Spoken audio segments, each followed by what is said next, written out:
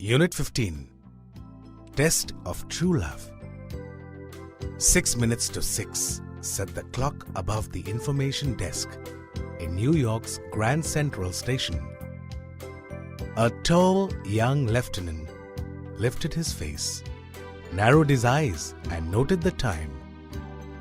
His heart was beating fast.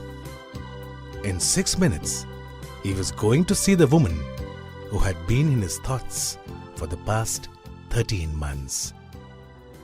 He had never seen the woman, yet her words written in a letter had meant a great deal to him. Of course, there will be times when you are afraid. Imagine you can hear my voice saying to you, "I shall fear not even death in battle." He had remembered these words, and they had given him new strength. Now, he was going to hear her real voice. It was 4 minutes to 6. A girl passed by him, and Lieutenant Blandford looked closely. She was wearing a flower, but it was a white rose. He was to recognize his friend by a red rose. Besides, this girl was only about 18, and Meynell had told him she was 30. His mind went back to the book he had read in the training camp. "Of Human Bondage" was the title of the novel, and throughout its pages were notes in a woman's handwriting. He had never believed that a woman could understand a man's thoughts so well.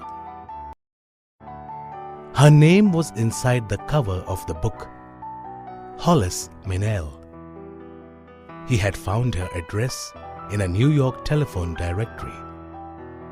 He had written her a letter, and she had answered. The next day, his army group had moved overseas, but he and Hollis Meynell had continued writing to each other. For 13 months, she had written to him regularly. Even when his letters did not arrive, she kept on writing. Now, he believed that he loved her and that she loved him. She had refused all his requests for a photograph. She had explained, "If your feeling for me has any reality, my looks won't matter. Suppose I'm beautiful, I would always have the idea that you were attracted by a pretty face. That kind of love would displease me. Suppose I'm not pretty, then I would always fear that you were writing to me because you were lonely. No, don't ask for my picture. When you come to New York, you shall see me." 1 minute to 6, and Blandford's heart leaped. A young woman was coming towards him. She was tall and slender.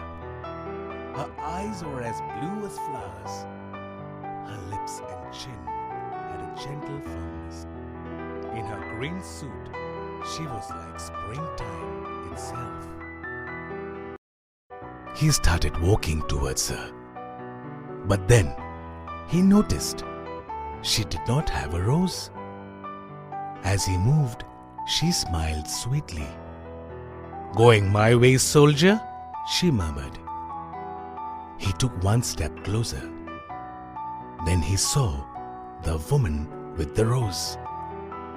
She was standing behind the girl, a woman past 40, her graying hair pulled under an old hat. She was rather heavy, but there was no mistake about the red rose on her untidy coat. The girl in the green suit was walking quickly away. Blandford's attention was divided between the two. He felt a strong urge to follow the girl.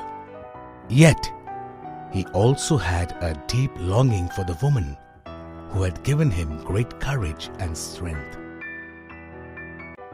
And there she stood. He could see that her pale, plump face was gentle and kind. Her grey eyes were warm and friendly. Lieutenant Blandford did not hesitate. His fingers held of human bondage, which was to show who he was. He thought about their relationship. This would not be love, he decided, but it would be something precious. It would be a friendship for which he would always be grateful. He stood straight, saluted, and held the book towards the woman. As he spoke, he thought how different she was from the girl he had expected.